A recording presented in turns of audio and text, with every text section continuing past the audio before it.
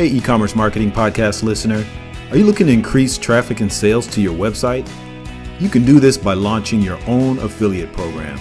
Just visit getosi.com and sign up for a free trial today. That's getosi.com.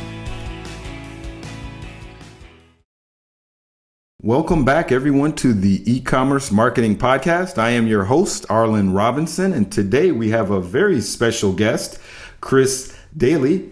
And he is a digital marketing entrepreneur, speaker, and neuromarketer who gets excited about helping businesses learn what their users want on their website using psychology-based testing and analytics. He started his conversion optimization agency, Daily Conversion, in 2014, which he later merged with Disruptive Advertising, where he currently works as VP of Site Testing and Optimization. Well, welcome to the podcast, Chris. Thank you so much for having me on. I'm excited. Yeah, not a problem. Before we get started, I always like to find out a little bit about my guest. I know today we're going to be talking about something that's kind of near and dear to your heart with what you're doing at Disruptive Advertising, which is A/B testing for e-commerce businesses. But before we get into that, why don't you tell us a little bit about yourself, your background, and how you got started and how you got into what you're doing today? Yeah, so you mentioned in my bio that I started a company in 2014. I was kind of an unlikely entrepreneur in the sense that I never set out to start a business. I got my first career job, if you will, doing sales for a company that did digital marketing, specifically selling SEO, search engine optimization. And I just became fascinated with the idea that, you could influence Google search results, all that kind of stuff. It was very exciting to me. Mm-hmm. So I applied for an internal job and started doing SEO. And, SEO is all about driving traffic to your site. And so one of the influential conversations I had that kind of changed my career path drastically was I sat down for my annual performance review with our executives, and I was showing all these graphs that went up and to the right. We tripled our organic traffic in the last year, all these really exciting things. Then the question was asked, well, so what? So we got all this traffic to our site. What does that actually mean? Why is that awesome? Right. Which, up until that point, no one had really challenged me. It was like, oh, of course traffic's a good thing. But once that question was asked, it was like, okay, well, let me prove that this had a bottom line impact.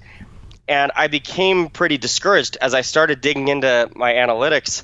I realized that a lot of this traffic we were generating was not converting. Mm-hmm. We had tripled our traffic, but we did not triple our sales by a long shot. And so then I start going, well, why? Why did that happen?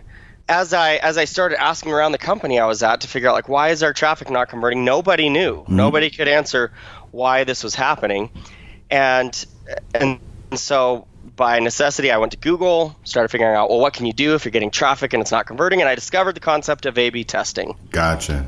And so from there, I ran my first test, which had a huge impact in conversion rates. I tested a page that was like a templated design versus our really nice customized design for our website, and this kind of crappy looking templated design performed better. Oh, wow. And that just made me fall in love with this concept of testing, because I go, why did this work? Right. Why would this possibly work? And so anyways, it was just kind of all downhill from there. I got involved in the industry, spent a few years building out some expertise around A/B testing, and then ended up starting my agency in 2014. Okay, great. Yeah, that's awesome. And then I know, of course, as we indicated in your bio, you joined Disruptive Advertising, or did they acquire your business? Yeah, so we merged businesses. So okay. Disruptive Advertising was focused primarily on PPC, I see. on driving traffic to websites, Google ads and Facebook ads. And I was focused on converting that traffic. And it initially started out as a conversation. I actually came in to pitch Disruptive Advertising and said, hey, look, you should have all of your customers do A/B testing, and okay. I'll fulfill it. And we ended up just in a great conversation and realized there was so much overlap that we ended up merging companies. Okay, great. Yeah, that's awesome. I'm sure it was a positive and opportunity for you there. I took a look at disruptive advertising and what you guys do, and you've got a lot going on. So I'm sure that's worked well, the relationship that you guys have. Now, for the listeners out there, of course, you and I are familiar. We've been in the game quite a while. We're familiar with conversion rate optimization and A/B testing. But for those listeners that aren't familiar with what A/B testing is, why don't you kind of break it down kind of in layman terms? What exactly is it, and how would a business use it? Yeah, so before I explain A/B testing, I'll tell you what most companies do. So a lot of times I'll ask companies, do you know what A/B testing is? Have you ever done A/B testing before? And almost always businesses will say yes. And when I say, well, tell me about it. Like, what A/B test did you run? Most companies will say, oh, well, we did this big website redesign. We launched it on our site, and we compared conversion rates after we launched to conversion rates before we launched. Okay. And conversion rates went up. Gotcha. And that's not an A/B test at all. Right. that's a website launch. And right. And the reason it's not an A/B test, and the reason that it's not even reliable data, and you already know this, but conversion rates on your website are changing all the time. Mm-hmm. There's all kinds of things that are happening with your customers, with your traffic, with your marketing that is changing your conversion rates. Like, for example, we were just talking about how the Carolinas got hit with a hurricane. Mm-hmm. Well, maybe I have a large customer base in the Carolinas, and my conversion rates went way up this week because there's a bunch of people that are stuck inside in some gymnasium at an elementary school, and they have nothing else to do but shop online. Mm-hmm. And so now they're coming on, they're buying my products, and I think it's because I just launched a website last week, but it's actually because of this hurricane. It has nothing to do with my website. Right. The idea of A/B testing is primarily to solve this problem of, well, how do I know what affected my conversion rates? Is it my design or is it my traffic? So what an A/B test is you take your existing website. So we'll just use the home page as an example. I'm going to take the existing home page of my website, and I'm going to create a duplicate of it. Mm-hmm. And there's a lot of tools that allow you to do this, but I'm going to create a copy of my home page, and then I'm going to change something on that home page. Maybe I put a different hero banner in it. I put a different selection of products on it or whatever. And then I split traffic between both of those versions. So I have my existing site, which is my A version, and then I have my version with a different banner, which is version B. Mm-hmm. And I'm going to run traffic to both of them during the same period of time with the same traffic so that I can get a really true comparison and baseline. So I can say, hey, I had 50% of my traffic going to each version over the last week, and my existing homepage generated 50 sales, and my new homepage generated 70 sales. Right. So I had a 40% increase in orders there. Mm-hmm. And so what this allows you to do, again, is it allows you to determine the impact of that one change with all other things being the same. The time frame, the traffic, everything else is exactly the same, so that you can really understand the impact of changes on your site. Gotcha. Yeah, I love that explanation. That really kind of broke it down and it simplified exactly what it is. Now, I know some of the listeners may be wondering, who this is appropriate for. A lot of the people out there are e-commerce businesses or e-commerce marketers and are wondering, okay, is this appropriate for my business? And I've done a lot of research, and I've heard different schools of thought, and maybe you can kind of help me put this to bed. With A/B testing, does it make sense, or is there like a baseline of website traffic that a website should have for A/B testing to even make sense? Like, does this website have to get a certain minimum amount of traffic for it even to really be worthwhile doing, or does it matter? Can you get some definitive results and metrics regardless? What's your take on that?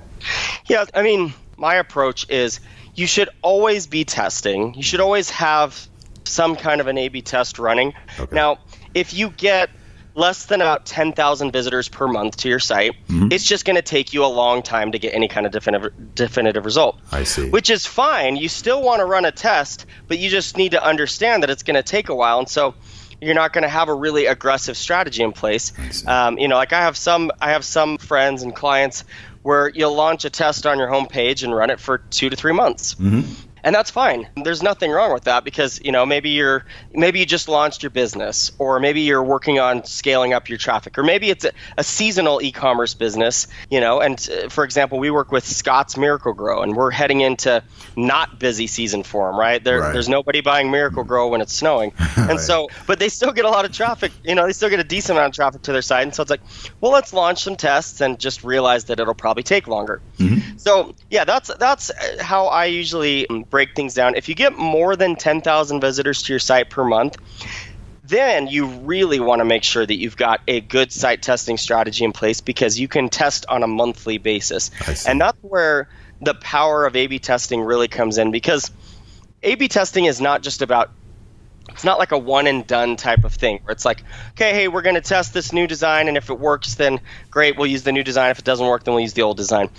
A/B testing is about constantly learning about your users and leveraging what you learn to make your site better. So just for example, I used the home, like a regular e-commerce homepage as an example. One of the things that most e-commerce sites do on their homepage is either list out a bunch of your products, maybe your most popular products, or you list out a bunch of categories of your products, right? Like if you sell more than one product, you're going to try to list them all out on your homepage.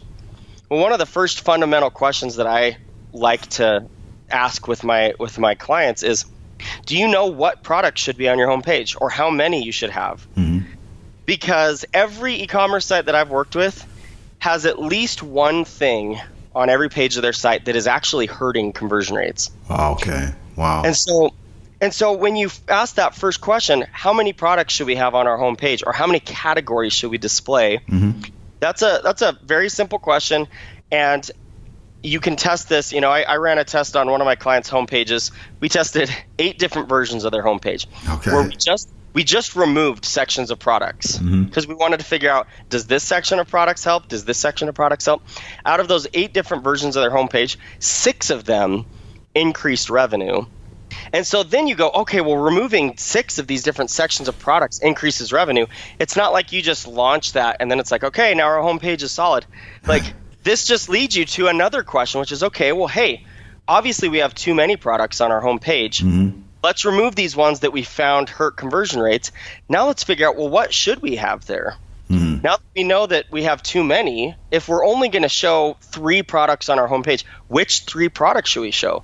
Should we show our most expensive, our least expensive, our most popular? Maybe we should show the products that we get the highest margin on. Like, I don't know, but let's figure out what's going to resonate. So that's the idea behind testing, is you want to have each test should help you learn something about your audience that leads you to the next step of refining your website. I see. Yeah, that's pretty clear, and like you said, it's going to lead you somewhere. So what you said earlier is really clear. It's no matter what, you really should always be testing. Like you said, A/B testing, always be testing. Right. So, yeah, like the ABCs of selling, always be closing.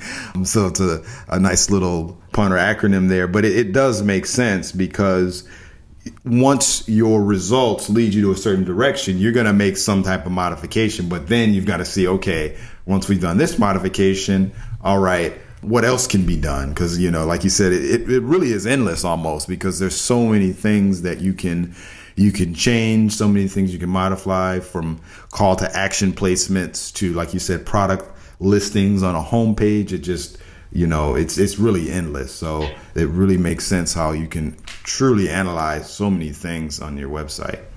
Now, as far as A/B testing is concerned, you gave an example earlier of your hypothetical example of how sales improved for that one retail business's website because of the hurricane. People were stuck in a gym. They were doing a lot of online ordering to this particular company's website.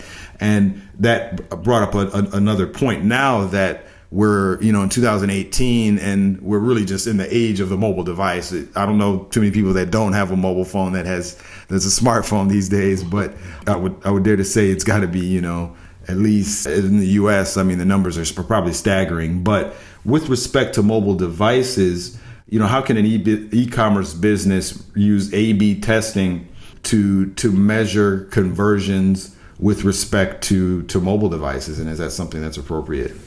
Oh, yeah. Well, and so you bring up a great point. If you're an e-commerce business, And out of all the e-commerce businesses that I've worked with, the vast majority of e-commerce traffic is mobile. Okay. Because most e-commerce visitors are going to be finding your products via social media, either through a social ad. I mean, if you're not advertising on Facebook and Instagram, you're missing a huge opportunity.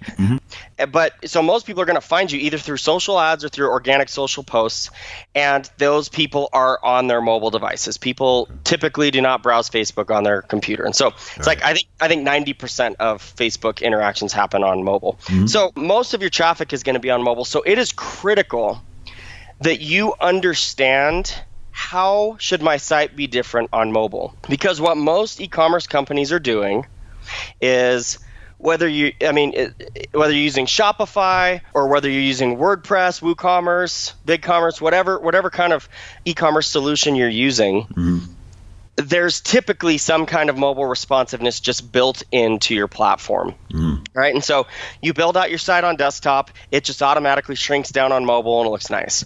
Right. But that is not a mobile-friendly site. Just because it looks nice on mobile does not mean it's a good experience on mobile. True.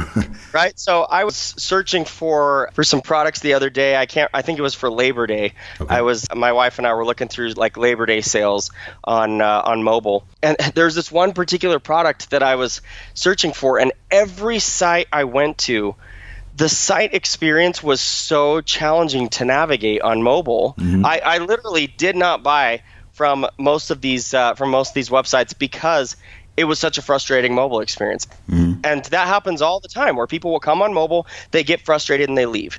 Or they start feeling anxiety because it's just taking longer than they would like to figure out. And so the mobile experience is critical. And most clients that I have worked with, when you compare mobile and desktop conversion rates, mobile conversion rates are usually half to even a fifth as high as desktop. So mobile conversion rates are much lower. And that's not because mobile users are unwilling to buy. It's typically because we're not providing good mobile experiences. Wow. Okay. Yeah, that makes sense. Yeah, and so I highly recommend. We've seen some of our greatest successes by testing mobile experiences, figuring out what should be different on our mobile site. How can we make it easier to browse? And maybe people want fewer products displayed on a mobile device. Maybe they want larger images. Maybe they want smaller images. You know, like I see companies will typically make some great assumption about mobile. Oh, they love big images, so let's make sure all of our images are huge. And then it's ridiculous because your site load speeds are high and you have to scroll and scroll and scroll through these giant product images, and it's hard to compare a bunch of products. Or companies will err on the other side and they'll go, oh, well, mobile users need to be able to compare all of my products on one screen, so let's shrink everything down to this tiny, minuscule photo that you can't even see. And so anyways, those are some like fundamental questions that you need to figure out on mobile. And the biggest thing that I ask most e-commerce companies is, do you know what is different about your mobile users? Right. If you don't, then you need to be testing. If you do, it's probably because you are testing. Right, for sure. And as far as mobile is concerned, I mean, there actually are, I guess, some other things that you would need to consider as well. I mean, not only mobile transactions going to continue to increase, there are actually some other variables that I just thought of. I mean, a lot of it does have to do with your demographic. Millennials, of course, in this day and age. I mean, I don't know too many millennials these days that just don't do all of their internet transactions on their smartphone. I mean, thinking of relatives that I have, cousins, and none of them really have a laptop. Everything is done on that smartphone, and so that's where all their internet activity is concerned. And those are the millennial demographic. But there are other demographics where the mobile experience may be, I'm not saying that it's not going to be a lot of purchases done on a mobile experience, but like, let's say, I'll give you an example. Let's say you're an e-commerce company and you sell adult diapers. Don't ask me why I thought of that, but you sell adult diapers. Obviously, that particular niche is going to be an older community, and an older community, the adoption rates and the purchasing done on smartphones may not be as high, of course, as those millennials. So, there's things that, like you said, you may not have to be as concerned about the mobile transactions, and you can probably just look at your stats and see, okay, how many on a monthly basis, how many of these products are actually purchased from the mobile devices. So those are some factors, but I think as time moves on, I think it really is going to become less and less as far as transactions done on traditional, desktop computers and laptops. So I think you still have to be mindful of the demographics, though. Well, let me add something in there, because you bring up a good point about demographics. Mm-hmm. And the interesting thing is, so statistics are showing that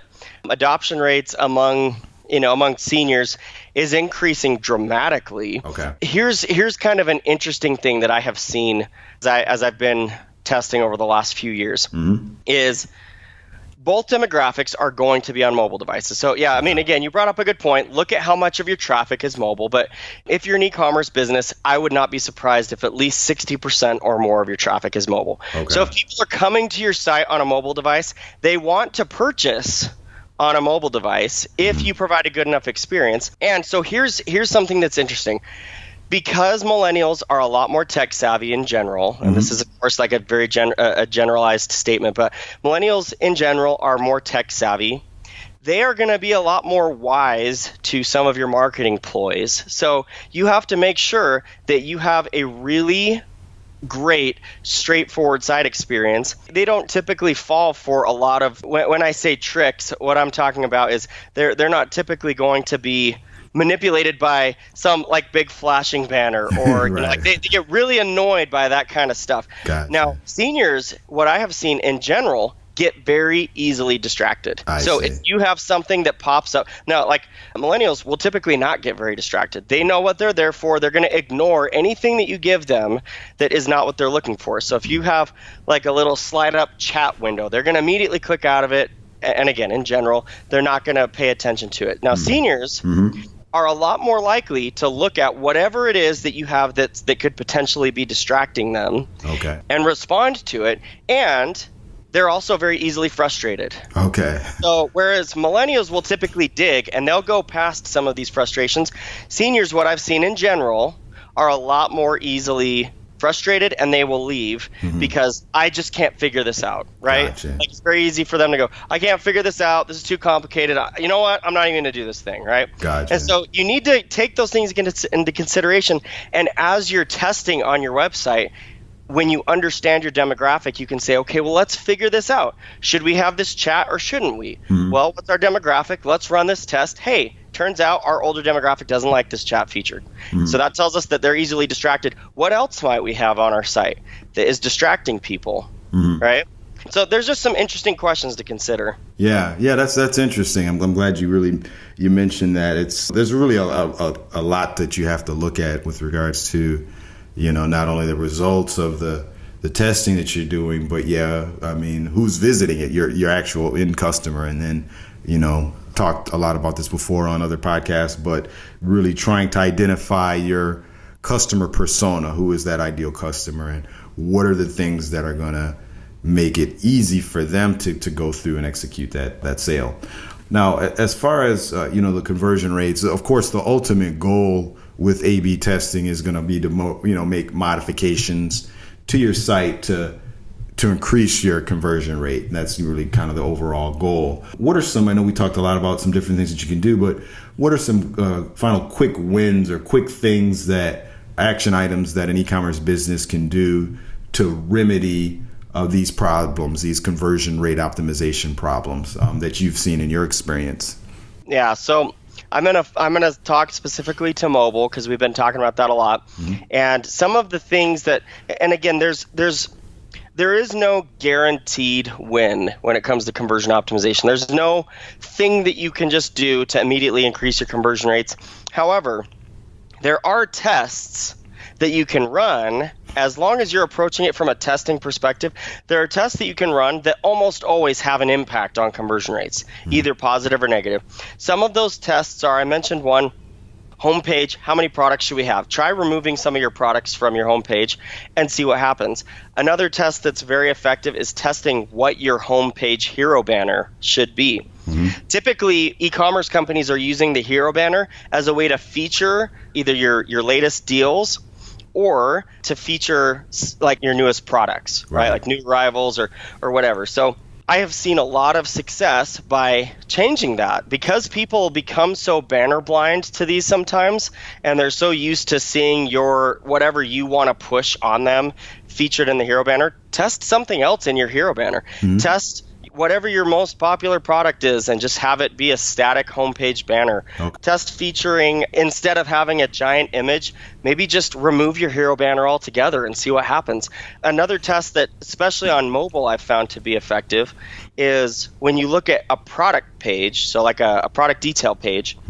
On mobile, there's a lot of scrolling that's involved. And so anything that you can do to make it easier as a user is scrolling on their mobile device to buy your product can be super helpful. So some things that I've seen be very effective is having if you have like some kind of a promotion that's going on that's like 35% off all purchases today, having some kind of a banner that is stuck to the top of your screen that scrolls up and down with you. Because, if somebody has to scroll down to see that, they might not ever see it. Or if it's at the top of the screen and then you scroll down and it's gone, maybe they just ignored it when they saw it. Another thing that can be really effective is having some kind of a scrolling call to action button. So if you're on like a product detail page, having add to cart button that scrolls up and down the screen. Or if you're on the cart page, having a checkout button that scrolls up and down the screen with you. Again, just some of these little things. And I'm not saying that these things should be just implemented on your site. Right. These are things that e-commerce companies need to consider testing. Yeah. Because for every site that I have seen one of these things work for, I have seen one or two sites where this has hurt conversion rates. Okay, wow. So you want to test these things and figure out your audience, your demographic. Do they respond to these types of changes? Do they like these or not? But these are tests that if you run, I can guarantee that you'll see some kind of impact, whether positive or negative, and that will help you learn something about your audience. Okay, great, Chris. Yeah, that's awesome. Yeah. It just goes to show that there's really no one size fits all, just because a particular little tactic is working for one particular e-commerce site doesn't mean it's going to work for yours. Ultimately, it's going to go down to you've got to test it. You got to see if these things resonate with your audience, because every website has a different set of people visiting. So yeah, that's very true for sure. So yeah, I appreciate your information. That's very invaluable. I always like to close things out, switching gears a little bit here, a little off topic here, but I like to end up asking my guests, what is one thing that our audience members would be surprised to know about you? Yeah, so we've spent a bunch of time talking about mobile today. Okay. I actually, about a year ago, I downgraded from an iPhone to a flip phone. Oh wow! And it was initially spawned just by my desire to get rid of my smartphone addiction. Okay. And it's become a real positive thing in my life. Like, I spent so much time on my smartphone. My wife's still on a smartphone. I still have my old iPhone 7 Plus just sitting around the house. But because I no longer carry around a device that has data and email and all these other things that distract, I feel so much more present in interactions at work, in conversations with my wife and my kids. It's just amazing how much of a distraction that had become in my life. And so it's become a real positive thing. And I'll probably switch back to a smartphone at some point here in the near future. But breaking that smartphone addiction was a big deal for me. And so yeah, it's been a fun experiment. Yeah, that's interesting. I mean, that's wow. I had never heard anyone do that. I mean, I've seen some older people, my parents being one of them. My mom actually just now, I guess about a year ago, just got an iPhone, but her and my father had been on flip phones for like ever. So, normally you would think of people like that are on flip phones, but wow, I mean, you're really right. There is truly an addiction to these smartphones. I mean, no matter how Facebook and these Twitter guys and all of these and Instagram and the people that run these companies try to spin it, they specifically do things to make their apps addictive. And unfortunately, really, I think it has had a negative effect on our society as a whole. So I don't know. It's a type of situation where at this point, I think we're probably too far into it for a big change to be made. But you have to just, I guess, look at yourself individually, and like yourself, just you've looked into yourself. You said, okay, this is a problem. I'm gonna just go ahead and switch to a flip phone so I can kind of reset. And I think everybody has to kind of look in themselves. So, but yeah, that's awesome, man. I I don't know if that's something I could do, but I don't know, maybe. I'll have to think about that. You've kind of got the gears turning in my head now. But awesome, Chris. Well, yeah, I'd like to thank you for joining us here today on the e-commerce marketing podcast. Your insight on in A/B testing for e-commerce business, I think, was going to be very valuable to all the listeners. And if anybody wants to reach out to you or get in touch with you, how do they do it? Yeah, so I actually put together, because I get a lot of questions from people that want to start A/B testing and they're not exactly sure where to start. So I put together a starter guide for people that are interested in what tools to use, what tests maybe to consider. And so the listeners can download that for free at disruptiveadvertising.com/guide. Okay. And you can download that for free. There's a box you can check if you are interested in talking with myself or someone over here at Disruptive. Otherwise, you can just leave that box unchecked and just get the guide. Okay, that's awesome. And I'll be sure to include a link to that in the show notes. The disruptiveadvertising.com/guide will be included in there. So anybody that wants to get that can just click on that and download that guide. Okay, awesome. Well, thanks again, Chris, for joining us. You have a great rest of your day. Okay, you too. Thank you for listening to the e-commerce marketing podcast. Do you need to get more feedback and reviews from your customers and improve your customer retention? We have made it easy to do all of this with our advanced customer feedback software. Just visit getosi.com/feedback and sign up for a free trial today. That's getosi.com/feedback.